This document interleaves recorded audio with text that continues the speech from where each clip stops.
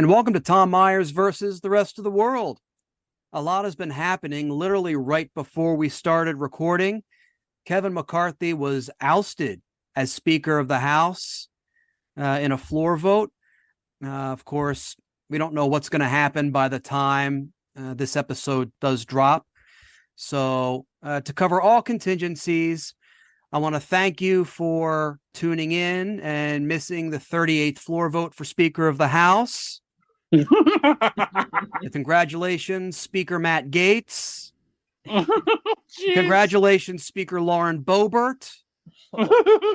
Congratulations, Speaker the Corpse of Rush Limbaugh. I think that covers everything. This is known as a historic motion and a historic vote because we've never ousted a Speaker of the House before. It's also historic in another way, in that this is the first time that Matt Gaetz has been obsessed with someone over the age of 18. A replacement was made for the late Senator Dianne Feinstein. And of course, who else decided to come out against it but George Santos, who cited an article in the Constitution that doesn't exist for why she shouldn't have been appointed. I think he was getting that article of the Constitution mixed up with his resume. Donald Trump was in a New York City court on Monday for his fraud trial there. Some commentators said they felt bad for his lawyers who looked pained at being in that court with him. Considering all of his legal woes, there is one person I'll feel bad for. The guy who has to do the cavity search on Trump when he goes to prison. Ooh. And they have to remove all the compacted Big Macs that he didn't pass. Oh. Donald Trump Jr.'s Twitter account was hacked. There was a post saying his father had died and that he was now running for president. That was soon followed up by a post saying that Joe Biden was, quote, a bitch ass N-word, which indicates he had gotten his Twitter account back. Florida has a new COVID outbreak brought on by that state's Governor Ron DeSantis, urging people not to get their updated booster shots. How embarrassing for that state to have a virus spread, and it's not caused by the people who make the Bang Bus videos. Oh. Before the second Republican debate that aired on Fox last week, it became apparent that they were desperate for advertising revenue following their loss in the Dominion lawsuit. They ran an actual Biden-Harris campaign ad on Fox, an ad that wasn't produced by the Babylon Bee. That's how desperate they are. The Fox commentators said that Nikki Haley and Vivek Ramaswamy were expected to be the targets of the debate, so it's a normal Republican event. Everyone ganging up on the non-white people. Larry Kudlow hosted the pre-debate coverage on Fox Business and kept insisting that criminals were hanging around places like CVS, Walgreens, and Starbucks. This is Larry Kudlow criticizing people who were supposedly criminals. He used to be with the most corrupt presidential administration in history. That's like Chris D'Elia lecturing us about sexual deviants who prey on teenagers. Dane Cook married his 24-year-old girlfriend, whom he said he'd been dating for 6 years. Bob Barker would be proud of him. He didn't go over.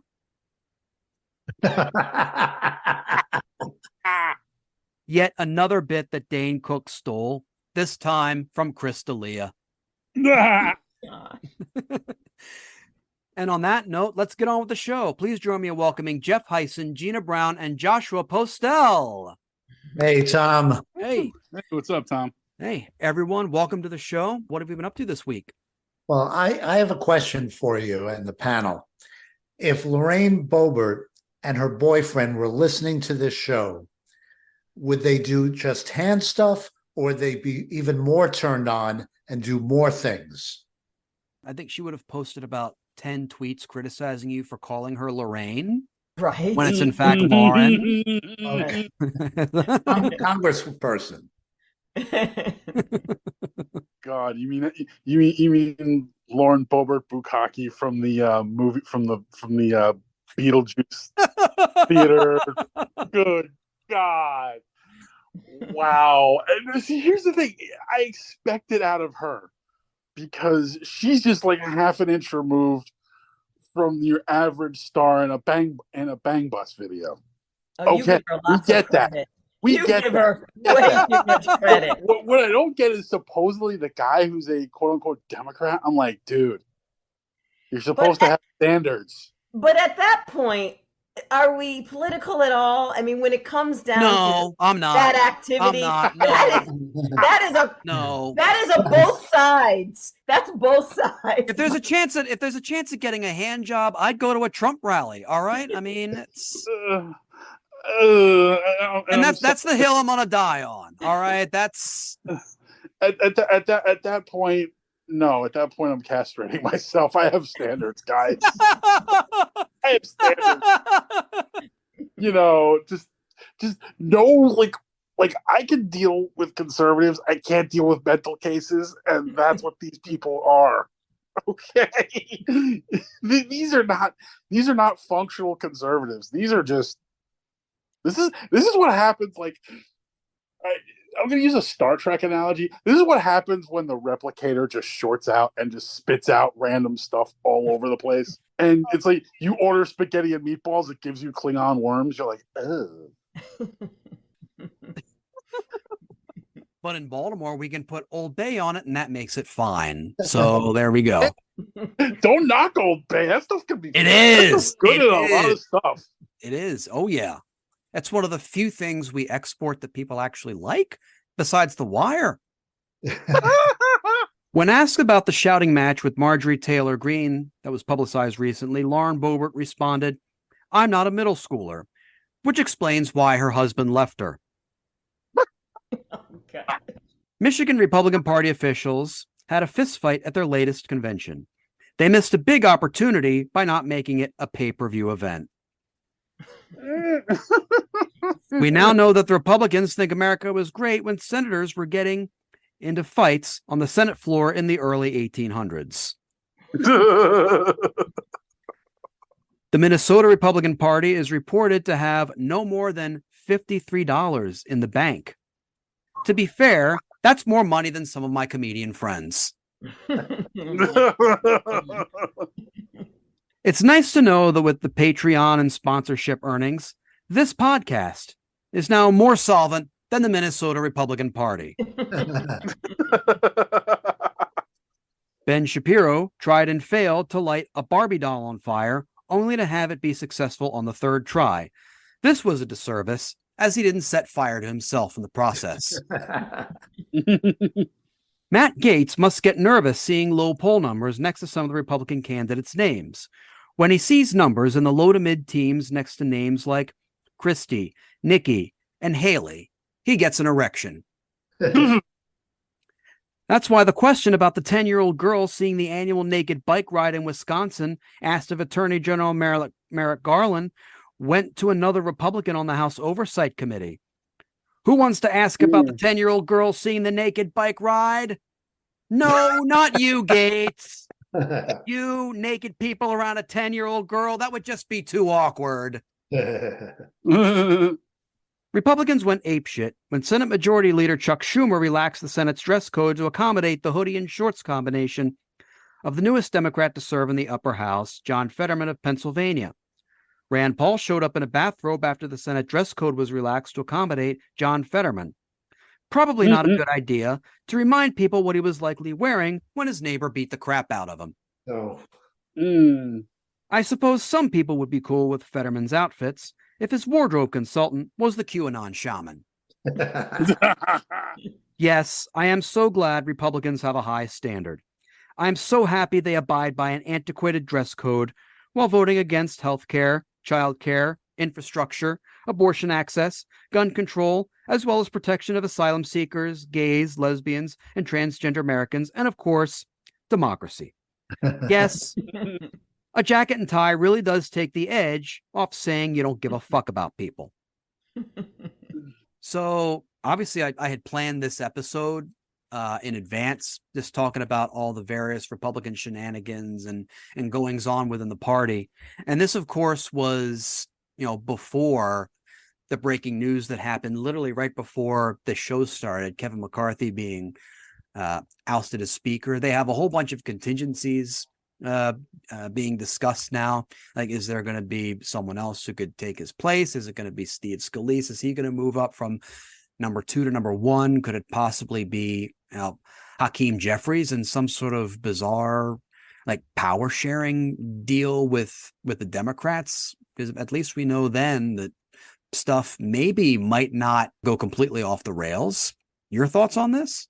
One thing we learned, as if we didn't know, but one thing that was confirmed is that there is no such thing as a moderate Republican, because none of the 5 or 6, and that's all there are, that could have stopped this, that could have worked out something with Hakeem Jeffries, stepped forward. They're so afraid of losing their seat that they didn't do what was best for their party and what was best for the country.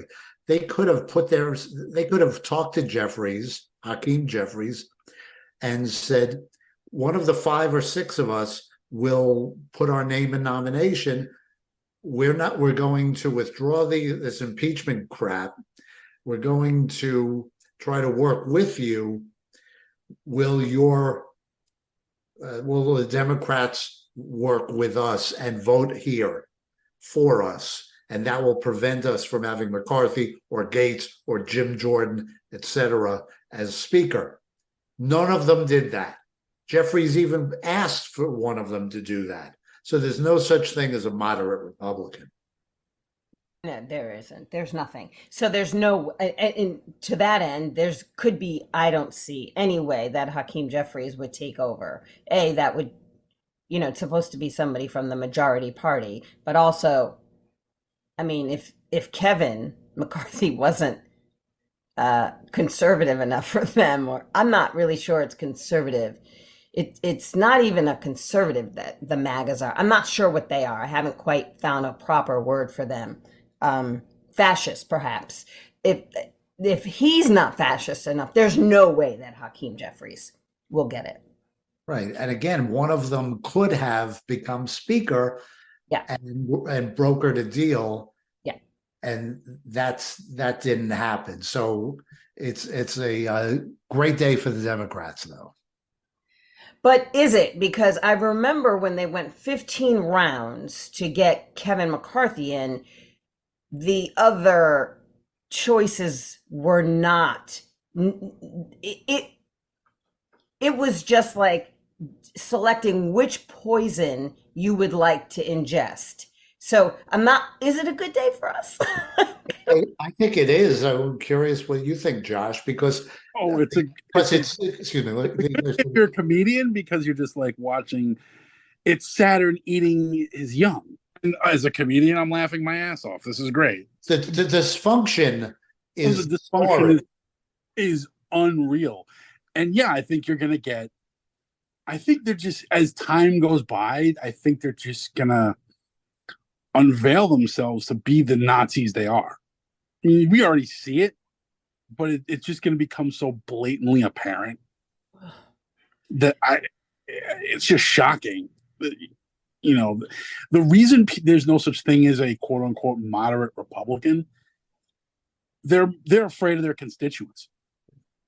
They're literally afraid of their constituents because they created this loony fringe party, and it's now this monster they can't control. To say the Republicans were dismayed at their low number of wins and the absence of a red wave is an understatement, as we can see in this clip from MSNBC's midterm election coverage. Garrett Hake, NBC News reporter par excellence, decided this evening that he would spend this evening at the watch party at Kevin McCarthy headquarters. Garrett, can't hear you over the din. This is pretty clearly not the party that Kevin McCarthy and House Republicans thought they would be having tonight. The bar's been open for 3 hours. They're playing, I think it's Doobie Brothers right now over the speakers. But as you can see behind me, this is no victory party yet. You know, we've been watching the results come in from so many of these races that were perceived as bellwethers for how the night could go, whether they were reach races for Republicans like Rhode Island 2, where Republicans have been making the case over this last week that they thought they had a decent chance to send the first Republican to Congress from Rhode Island from 30 years. That didn't happen. The Abigail Spanberger race did not go their way. As it says right behind that podium, take back the House. Is it painted or projected? Because if it was projected, they could just turn off the projector. But if it's painted, they're going to have to put up a tarp. It is a screen. It is projected, so we could put anything on there. I wonder if one of the things that didn't happen at that watch party was everyone there just putting Kevin McCarthy on the stage and projecting that take back the House thing on his backside after giving him a wedgie. Like, I wonder if that was part of the program. What did the Doobie Brothers do to deserve being played there? No, I'm sure they put a cease and desist immediately after. I would hope so, but is anyone from the Doobie Brothers even still alive? Yes. Michael McDonald. Yeah. Right? Yeah, maybe they'll re-record for if they want to be at the next McCarthy party, they can re-record one of their hits, and it'll be "Whoa, whoa, listen to the losers." Really? Nice. I say we should do that at the end of the show as part of our usual musical segment that somehow always gets cut out. Not necessarily everything in Washington is a form of dysfunction with regard to Congress. In this clip from the Senate floor, Texas Senator John Cornyn gives his assessment of the bipartisan efforts to attempt to end the U.S. government shutting down. Now, I see the chairwoman of the Senate Appropriations Committee on the floor. I want to just once again commend her and the ranking member, Senator Collins, and all 14 of the Senate Appropriations Committee members for doing their job and doing it on a timely basis. I think all of us sort of hoped maybe this is the beginning of a crack in the broken system and that maybe we could get the Senate to work again as it's supposed to. He's basically saying that he's recognized that there's a crack in a system that already has a lot of cracks in it. Like we've gotten that desperate to where we're hoping something's broken that's already broken. I mean, but those are the people who don't do anything to fix anything, and they enjoy the dysfunction. And that's just lip service from one of the worst members in the Senate. The whole bunch is just. You're just in a state of shock as to how bad these guys are. I mean, it's like a crackhead on Natty Boh. Yeah, I'm going there, Tom. Deal with it. You're not wrong. I mean, that's not okay. entirely inaccurate. You're a crackhead on Natty Boh, and you're a comedian trying to get into a venue, and you have to climb over him. Because I've done that. I mean, sure. but that's what dealing with this bunch is like. You're just like, nobody's this crazy, and then the universe is like, oh really? Hold my beer. You know, it's just a disaster. It's just a wow. And I don't think the GOP is going to get any better anytime soon. I really do believe, watching all of this, that party is in its death throes. I know we've said it a zillion times, but I think at some point enough people are just going to go, yeah, no, I'd rather vote for my cat. Republicans claim to be the party that identifies with workers and those who help make this country run, but in fact, the opposite is true. Case in point, in this ad trying to attract people to her state, South Dakota Governor Kristi Noem inadvertently demonstrates the incompetency of the modern GOP. Let's look on the bright side. South Dakota stayed open for business during the pandemic. Now we've got more jobs than people. So I'm filling in until you get here. South Dakota is the freest state in America and the best state to live, work, and raise a family. We accept most out-of-state professional licenses, and we have over 20,000 open jobs, including for electricians. South Dakota, freedom works here. No, I'm a lousy electrician. Yeah, you have job openings because you killed everyone during the pandemic. And you have job openings because people really don't want to live there. Right. I mean, you are still South Dakota, so that hasn't changed. We accept any license from any state. Almost. Almost, yeah. And if you're trying to attract people to move there, like, do you really want to project the image of like the entire state capital just losing electricity? Yeah, that's not something you want to sell.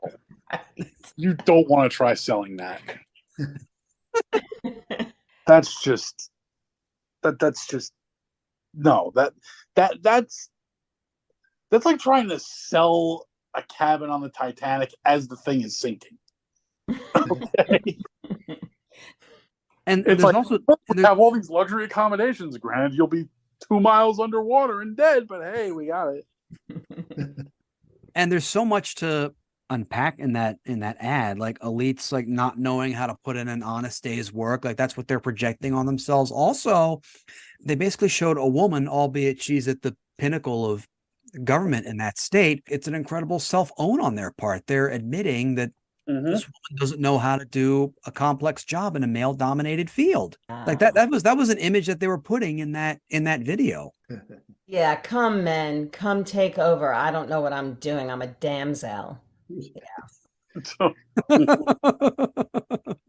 Like a comedian hosting a podcast on compound media, Republican politicians are ready to advance an agenda that destroys the planet, sets policies that will put us dissenters in internment camps, and sell merch, as we can see in this cringeworthy campaign piece from Tennessee Senator Marsha Blackburn. Hey, it's Marsha. I'm fighting to cut the red tape in Washington, but it's not easy. If you pledge $20 today, I'll send you your very own Made in America pizza cutter. Together, we can cut the red tape in Washington once and for all. Oh my God. Like, if I'm in someone's kitchen and they have a Marsha Blackburn pizza cutter, I'm not using it because I'm thinking at some point they may have tried using it on their wrists. It's just Forget that. Forget that. Something that's going to cut through red tape, so she gets a pizza cutter, not a scissors. That doesn't make sense. it makes no sense. It's horrible. Yeah. That's very grassroots. That's less grassroots and more just like a sign of, oh my God, run the other way. Even in Florida, they know what the hell a pizza cutter is. Like, even in South Florida, they know what the hell a pizza cutter is. That's like for parts of the country where they think Papa John's is good pizza. Or right. Yeah. All right. Here, Tom, I'm going to increase your audience right now. You can, as Taylor Swift said, Marsha Blackburn is Donald Trump with a wig. Wow, Jeff quoting Swiftie. Good. I like that. Tay-Tay is on the podcast. Yep. And finally, the cheapening of the modern Republican Party didn't start with Donald Trump, but well before, as we can see in this cringe performance from The Masked Singer. The first singer of Group C to be unmasked is Bear. The Masked Singer reveals its latest mystery performer. Last night was the first round of performances from Group C. Fans were introduced to 6 new singers: the astronaut, the rhino, the swan, the T-Rex, the night angel, and the bear. The colorful bear bounced along to Sir Mix-a-Lot's Baby Got Back. No, baby, wanna get with ya and take your picture. My homegirl tried to warn me, but you got me. But the act didn't win over voters, so the bear had to say bye-bye.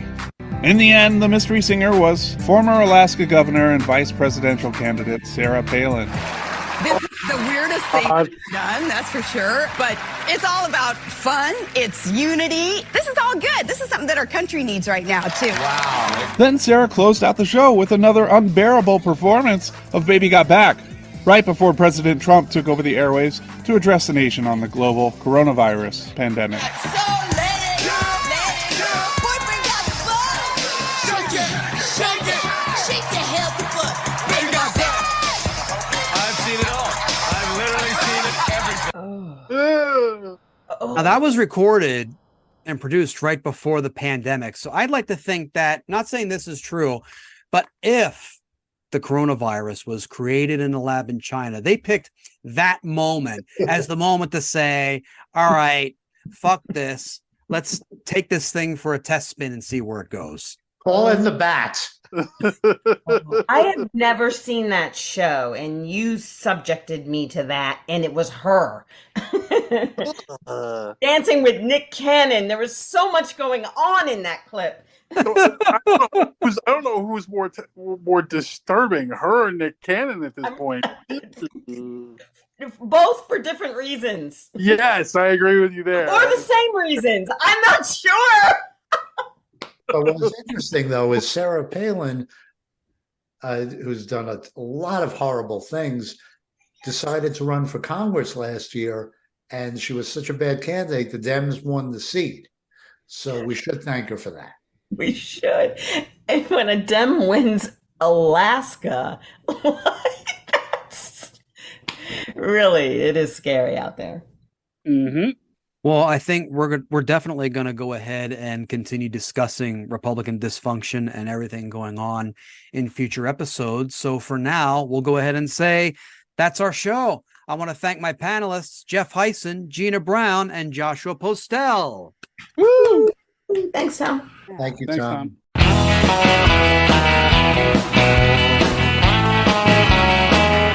This episode was written and hosted by Tom Myers with panelists Jeff Hysen, Gina Brown, and Joshua Postel.